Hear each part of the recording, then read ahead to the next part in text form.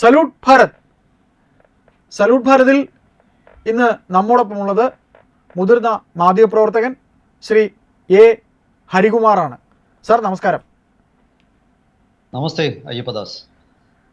Sir, നമ്മൾ ഇപ്പോൾ അവസാനം കേട്ട ഈ കഴിഞ്ഞ ഒരു 2-3 മാസം മുമ്പ്, അതായത് പഞ്ചായത്ത് ഇലക്ഷൻ, ഇപ്പോൾ ഈ കഴിഞ്ഞ നമ്മുടെ നിയമസഭാ ഇലക്ഷന് മുമ്പുള്ള ഒരു 2-3 മാസങ്ങൾക്ക് മുമ്പാണ്.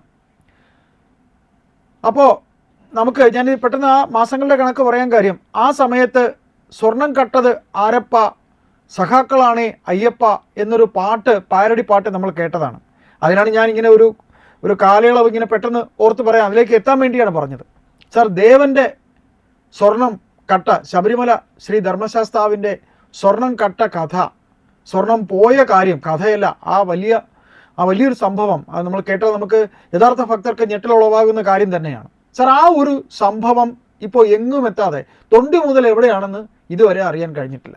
ആ ഒരു വിഷയം നിൽക്കുന്ന അതേ അവസരത്തിൽ ഇതാ തിരുവനന്തപുരത്ത് ശ്രീ പത്മനാഭ സ്വാമി ക്ഷേത്രത്തിൽ മറ്റൊരു സ്വർണ്ണക്കൊള്ളയുടെ കാര്യവും പുറത്തു വരികയാണ്.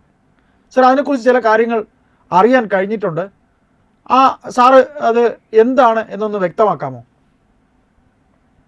തീർച്ചയായിട്ടും ഇത് ഓരോ ഭക്തനെയും ഓരോ വിശ്വാസിയെയും ഞെട്ടിപ്പിക്കുന്ന സംഭവങ്ങളാണ് കേരളത്തിലെ ക്ഷേത്രങ്ങളിൽ നടക്കുന്നത്. അതിൻ്റെ ഒരു പശ്ചാത്തലം അയ്യപ്പദാസ് പറഞ്ഞാൽ നന്നായി. അതായത് ശബരിമല ശ്രീ അയ്യപ്പ ക്ഷേത്രത്തിലെ അവിടെ നടന്ന സ്വർണ്ണക്കൊള്ളയുടെ ആ ഒരു എന്താണ്, അതിലെ യഥാർത്ഥ പ്രതികളെ കണ്ടുപിടിക്കുകയോ ശിക്ഷിക്കപ്പെടുകയോ ചെയ്യുന്നതിന് മുമ്പ് തന്നെ മറ്റൊരു അതിലും ഗുരുതരമായ ആരോപണം ഇപ്പോൾ നമ്മുടെ മുന്നിലേക്ക് നമ്മുടെ ചെവിയിൽ എത്തിയിരിക്കുന്നത് ശ്രീപത്മനാഭസ്വാമി ക്ഷേത്രത്തിലെ സ്വർണ്ണ രത്നങ്ങളുടെ രത്നമാലയുടെയും മോഷണമോ കൊള്ളയോ, എന്താണ് ഈ അതിക്രമത്തിന് പേര് പറയേണ്ടതെന്ന് പോലും നമുക്ക് അറിഞ്ഞുകൂടാ. ഇത്ര വലിയ സെക്യൂരിറ്റിയിൽ ലോകത്തിൻ്റെ മുഴുവൻ ശ്രദ്ധാകേന്ദ്രമാണ് ശ്രീപത്മനാഭസ്വാമി ക്ഷേത്രം. അത് സ്വർണം എന്ന ലോഹത്തിൻ്റെ മൂല്യത്തിൽ മാത്രമല്ല, അതിൻ്റെ ചരിത്ര പശ്ചാത്തലത്തിലും അതിൻ്റെ പൗരാണിക മൂല്യത്തിലും അതൊക്കെ നമ്മൾ കണക്കിലെടുക്കുമ്പോൾ പത്മനാഭസ്വാമി ക്ഷേത്രം ഇത്രയധികം സെക്യൂരിറ്റിയുള്ള ഈ ക്ഷേത്രത്തിൽ നിന്ന്, സുപ്രീം കോടതിയുടെ തന്നെ നിരീക്ഷണത്തിലുള്ള ഈ ക്ഷേത്രത്തിൽ നിന്ന് ദൗർഭാഗ്യവശാൽ വീണ്ടും രത്നമാലകളും സ്വർണവുമൊക്കെ കാണാതായി എന്ന വാർത്തയാണ് ഇന്ന് പുറത്തു വന്നത്. അത് അക്ഷരാർത്ഥത്തിൽ പല ആൾക്കാരെയും വിശ്വാസികളുടെ എല്ലാം തന്നെ, പലരും നല്ല ഞാൻ പറയും, എല്ലാവരെയും ഞെട്ടിച്ചിരിക്കുകയാണ്. ആരാണ് ഇതിൻ്റെ പിന്നിൽ? ഇവിടെ വലിയൊരു ചോദ്യം വരുന്നുണ്ട്. ഇപ്പോൾ കാണാതായ സ്വർണ്ണാഭരണം, ഒരു രത്ന നെക്ലസ്, വൈര നാള എന്ന് പറയുന്ന ഒരു നെക്ലസ്, അതുപോലെ 78 ഗ്രാം സ്വർണം, അത് മാത്രവുമല്ല വെള്ളിയുടെ പാത്രങ്ങൾ, ഇതൊക്കെയാണ് ഇപ്പോൾ ഏറ്റവും ഒടുവിൽ കാണാതെ പോയിരിക്കുന്നത്. ഇത് മാത്രമല്ല, അതിനേക്കാളൊക്കെ ഞെട്ടിപ്പിക്കുന്ന ഒരു വാർത്ത, പോലീസ് ഇന്റലിജൻസ് വിഭാഗം, കേരള പോലീസിന്റെ ഇന്റലിജൻസ് വിഭാഗം സ്റ്റേറ്റ് പോലീസ് ചീഫിന്, SPC എന്ന് പറയുന്ന ലോ ആൻഡ് ഓർഡറിന്റെ ചുമതലയുള്ള DGPക്ക് ഒരു റിപ്പോർട്ട് കൊടുത്തിരിക്കുന്നു. ആ റിപ്പോർട്ട് DGP ആഭ്യന്തര സെക്രട്ടറിക്ക് കൈമാറി. ആ റിപ്പോർട്ടിൽ എഴുതിയിരിക്കുന്നത് ഈ കേരളത്തിലെ മാധ്യമങ്ങൾ ഇന്ന് രാവിലെ പുറത്തുവിട്ടു. അതനുസരിച്ച് ഈ ക്ഷേത്രത്തിൽ നിന്നും സ്വർണവും രത്നങ്ങളും വെള്ളിയുമൊക്കെ തുടർച്ചയായി നഷ്ടപ്പെട്ടുകൊണ്ടിരിക്കുകയാണെന്നാണ്. എങ്കിൽ പിന്നെ എന്തിനാണ് ഈ പറയുന്ന പത്മനാഭസ്വാമി ക്ഷേത്രത്തിന്റെ ചുറ്റും വലിയ ആയുധധാരികളായ വലിയ പോലീസ് സംഘവും ഒക്കെ ഉണ്ടല്ലോ, വലിയ നിയന്ത്രണങ്ങളും ഒക്കെ ഉണ്ടല്ലോ. അപ്പൊ പിന്നെ ഇവരെയൊക്കെ എന്തിനാണ് അവിടെ നിർത്തിയിരിക്കുന്നത്?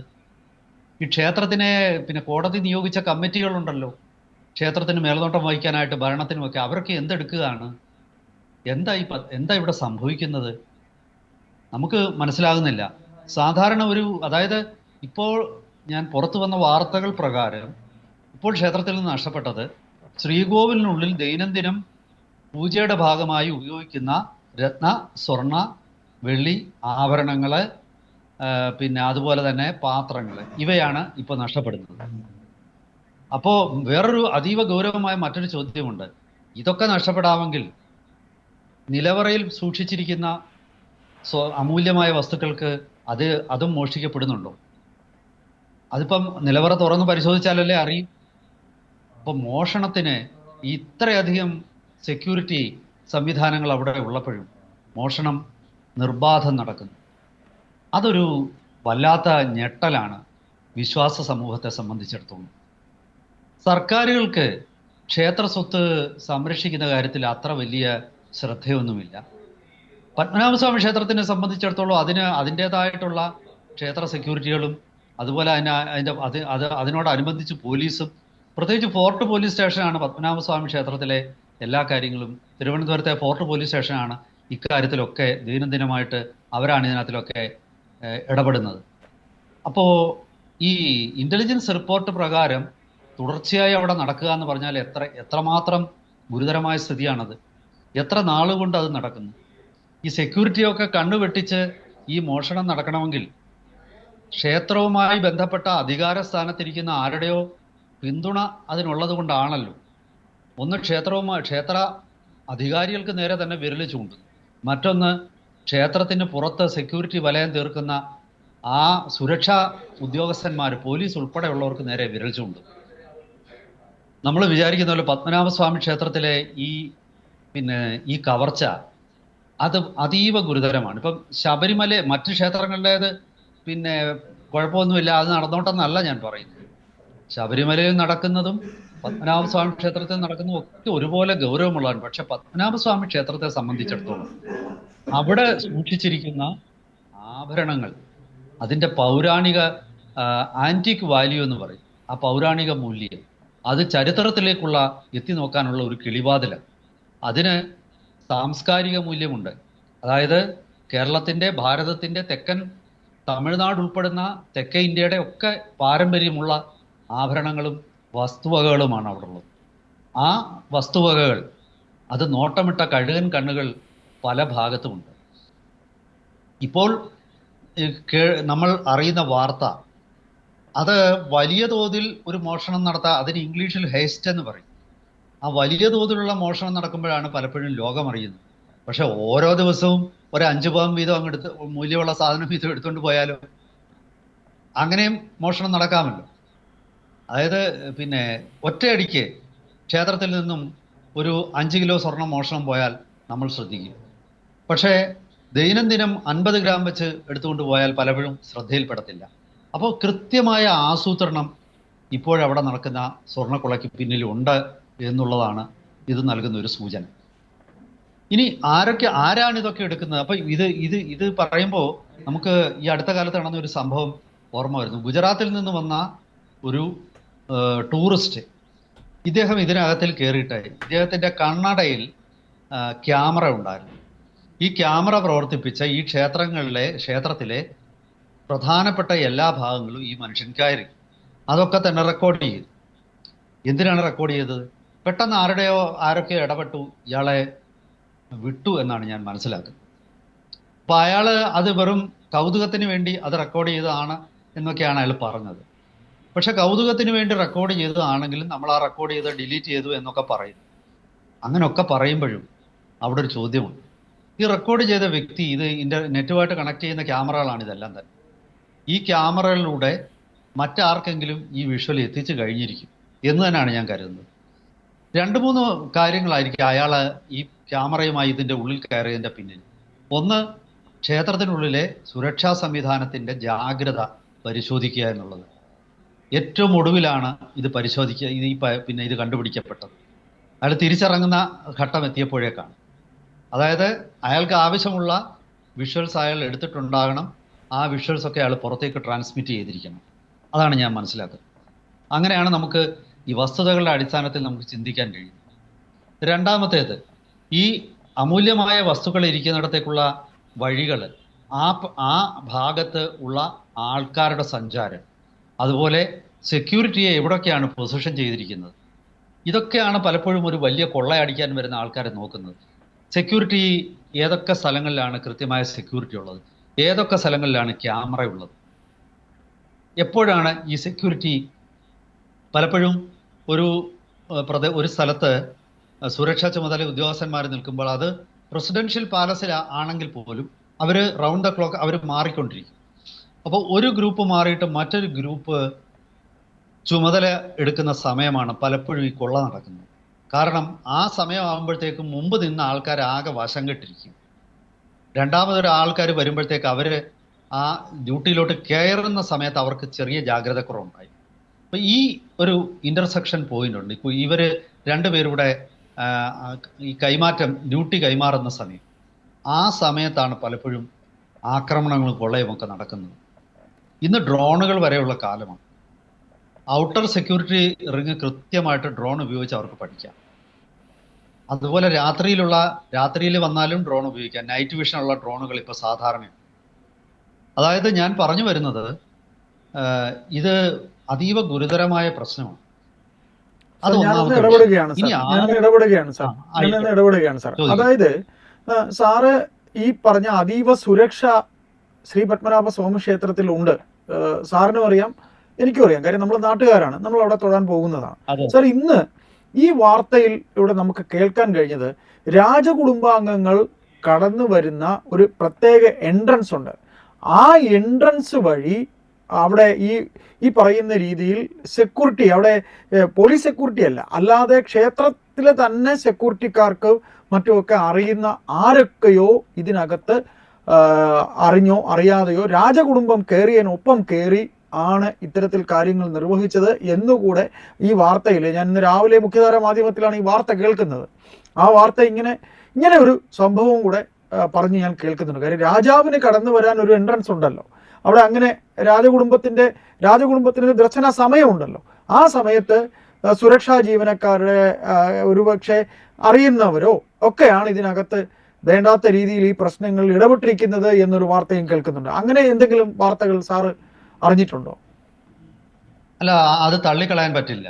കാരണം ഈ ക്ഷേത്രത്തിലെ ഈ സ്വർണ്ണ കൊള്ളയെക്കുറിച്ച് സുപ്രീം കോടതിയിലേക്ക് ഈ പരാതി പോയ അഡ്വക്കേറ്റ് സുന്ദർരാജൻ എന്നല്ലേ അദ്ദേഹത്തിന്റെ പേര്.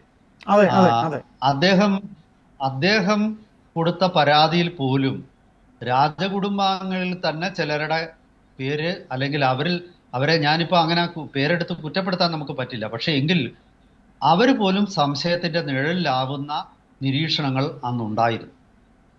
ഇക്കാര്യത്തിലൊക്കെ ഞാനതാണ് പറഞ്ഞത്, ക്ഷേത്രത്തിന്റെ അധികാരത്തിലുള്ള ആൾക്കാരെ അവരുടെയും കൂടെ മൗനാനുവാദത്തിലല്ലാതെ പല കാര്യങ്ങളും നടക്കില്ല. അവിടുത്തെ സ്വത്ത് പുറത്തേക്ക് പോകുന്നുണ്ടെങ്കിൽ ക്ഷേത്രം അധികാരികൾക്കും തീർച്ചയായിട്ടും ആ ഒരു ഉത്തരവാദിത്വത്തിൽ നിന്നും ഒഴിഞ്ഞു മാറാൻ പറ്റില്ല. അപ്പോൾ കാലാകാലങ്ങളിലായിട്ട് അവിടെ പിന്നെ ശ്രീകോവിലിനുള്ളിൽ അല്ലെങ്കിൽ ദൈനംദിന പൂജയ്ക്ക് ഉപയോഗിക്കുന്ന സാധന സാമഗ്രികളുടെ കണക്കും അതിൻ്റെ തൂക്കവും അതുപോലെ മറ്റു കാര്യങ്ങളും ഒക്കെ തന്നെ കൃത്യമായി സൂക്ഷിക്കേണ്ടത് ക്ഷേത്ര മാനേജ്മെന്റിന്റെ ചുമതലയാണ്. ക്ഷേത്ര മാനേജ്മെന്റ് ഇങ്ങനൊരു പരാതി കൊടുത്തില്ല, പക്ഷേ പോലീസിന് ഇങ്ങനൊരു റിപ്പോർട്ട് കിട്ടിയെങ്കിൽ എന്താണ് സൂചിപ്പിക്കുന്നത്? ക്ഷേത്ര മാനേജ്മെന്റ് കണ്ണടച്ചു എന്ന് തന്നെയല്ലേ? ഈ വാതിലിലൂടെ ഒപ്പം വരുന്ന ആരാണ്? അവരുടെ അറിവോടുകൂടി വന്നതാണോ? രാജകുടുംബത്തിന്റെ അറിവോടുകൂടി വന്നതാണോ? അതോ ആ സന്ദർഭം മുതലെടുത്ത് അവിടെ ഉണ്ടാകുന്ന ഒരു തൽക്കാലത്തേക്കുള്ള ഒരു തിരക്കോ, അല്ലെങ്കിൽ പിന്നെ അവിടുത്തെ ക്ഷേത്രത്തിന്റെ പോലീസ് അല്ലാത്ത ഇന്റേണൽ സെക്യൂരിറ്റിയുടെ ഭാഗത്തു നിന്നും പെട്ടെന്നുണ്ടാകുന്ന ഈ രാജാവിനോടൊപ്പം പോകാനുള്ളതോ, അല്ലെങ്കിൽ അദ്ദേഹത്തിന് കൊടുക്കുന്ന ഒരു ശ്രദ്ധ വരുമ്പോൾ മറ്റു കാര്യങ്ങളിൽ അവർക്ക് ശ്രദ്ധിക്കാതിരിക്കുന്നത് കൊണ്ട് ഉണ്ടാകുന്നതോ ആയിട്ടുള്ള ഒരു വീഴ്ച, ആ വീഴ്ച മുതലെടുക്കുന്ന മറ്റാരെങ്കിലും വേണം. പക്ഷെ സാധാരണഗതിയിൽ അവരോടൊപ്പം വേറെ ആർക്കും കയറാൻ പറ്റുമെന്ന് എനിക്ക് തോന്നുന്നില്ല. നമ്മളത് അങ്ങനെ കയറുന്ന ആൾക്കാരല്ലാത്തതുകൊണ്ട് നമുക്കത് അറിഞ്ഞുകൂടാ. തീർച്ചയായിട്ടും നമുക്കറിയില്ല. അതെ, നമുക്കറിയില്ലെങ്കിലും പക്ഷെ അവരോടൊപ്പം അവർ വരുന്ന സമയത്ത് അവിടെ കയറണമെങ്കിൽ തീർച്ചയായിട്ടും അവിടെ വലിയ സ്വാധീനമുള്ള വ്യക്തികൾ തന്നെ ആയിരിക്കണം. അല്ലാത്ത ഒരാൾക്ക് അക്കൂട്ടത്തിൽ അക്കമ്പനി ചെയ്യാൻ പറ്റുമെന്ന് എനിക്ക് തോന്നുന്നില്ല. സാർ, ഏതായാലും ഈ വിഷയത്തിന്റെ നമ്മുടെ സംസാരത്തിന്റെ ഒരു ചുരുക്കെഴുത്തിലേക്ക് എത്തുമ്പോൾ എന്താണ് സാറിന് പറഞ്ഞു വെക്കാനുള്ളത്? ഞാൻ പറയുന്നത്, ഇതിലെ ആരും സംശയത്തിന് അതീതരൻ. ഒന്നാമത്തെ വിഷയം, അതായത് ഇതുവരെ നിലവറകളിൽ സൂക്ഷിച്ചിരിക്കുന്ന അമൂല്യ വസ്തുക്കളുടെ സുരക്ഷിതത്വം മാത്രമാണ് ശ്രദ്ധിക്കുന്നതെങ്കിൽ ഇനി വരുന്ന ദിവസങ്ങളിൽ ക്ഷേത്രത്തിലെ ദൈനംദിന പൂജയ്ക്കുള്ള ഉൾപ്പെടെയുള്ള എല്ലാ വസ്തുവകകളും, കാരണം ഇതെല്ലാം തന്നെ അമൂല്യമായ വസ്തുക്കളാണ്, ഇതൊക്കെ തന്നെ ഭക്തർക്ക് അവകാശപ്പെട്ടതാണ്. ഞാൻ പറയുന്നത് അങ്ങനെയാണ്. അതായത് മുഴുവൻ ഹിന്ദു സമൂഹത്തിനും അവകാശപ്പെട്ട ആ ഒരു സ്വത്താണിത്. അതിന്റെ കാര്യം നോക്കി നടക്കുന്ന ആൾക്കാരാണ് തിരുവിതാംകൂർ രാജകുടുംബം എന്ന് നമുക്ക് പറയാൻ പറ്റും. അപ്പോൾ ആ ഉത്തരവാദിത്തം ഇവര് പാലിക്കണം. പോലീസിന്റെ കണ്ണ് കൃത്യമായിട്ടും നിലവറകളിൽ മാത്രമല്ല, വോൾട്ട് ABC എന്നൊക്കെ പറയുന്നിടത്ത് മാത്രമല്ല, മറ്റു കാര്യങ്ങളിലേക്കും പോലീസിന്റെ കണ്ണെത്തേണ്ടതുണ്ട്. സുപ്രീം കോടതിയൊക്കെ നിയോഗിച്ചിരിക്കുന്ന ഈ ക്ഷേത്രത്തിന്റെ ഒരു കമ്മിറ്റിയുണ്ട്. ആ കമ്മിറ്റി ദൈനംദിന കാര്യങ്ങളിലും എല്ലാ മാസവും ഇത്തരം കാര്യങ്ങളിൽ കണക്കെടുപ്പുകൾ നിർബന്ധമാവും. അതായത് ക്ഷേത്രങ്ങളിലെ പൂജാപാത്രങ്ങൾ ഉൾപ്പെടെയുള്ളതിൻ്റെ എണ്ണവും അതിൻ്റെ തൂക്കവും അമൂല്യ വസ്തുക്കളുടെ മൂല്യവും എല്ലാം തന്നെ ശ്രദ്ധയിൽപ്പെടണം. ഇവിടെ ഒരു കാര്യം കൂടെ പറഞ്ഞ് ഞാൻ അവസാനിപ്പിക്കുകയാണ്. ഇതൊക്കെ തന്നെ അറ്റകുറ്റപ്പണി, എന്തെങ്കിലും കുഴപ്പമുണ്ട്, ഇത് അറ്റകുറ്റപ്പണി നടത്താനെന്ന് പറഞ്ഞോ അല്ലെങ്കിൽ മറ്റ് പറഞ്ഞിട്ട് പുറത്തേക്ക് കൊണ്ടുപോകുന്നു എന്നാണ് പറയുന്നത്. അങ്ങനെയെങ്കിൽ എത്ര നാളിനുള്ളിൽ അത് തിരികെ എത്തും? തിരികെ എത്തുമ്പോൾ പഴയ മൂല്യമാണോ അതിന്? അതായത് ഇതിലെ രത്നങ്ങൾ മാറ്റി വ്യാജരത്നങ്ങൾ അതേ പതിപ്പിക്കും. ഇതിലെ സ്വർണം മാറ്റിയിട്ട് അത് ചെമ്പും മറ്റു ലോഹങ്ങളും ഉരുക്കി ചേർത്തിട്ട് ഇതിൻ്റെ മൂല്യം കുറയുമോ? ഇതിങ്ങനെയൊക്കെ അതിൻ്റെ എത്ര ഇപ്പം 24 ക്യാരറ്റ് ഉള്ളത് 16 ക്യാരറ്റായിട്ടായിരിക്കുമോ തിരിച്ചെത്തുന്നത്?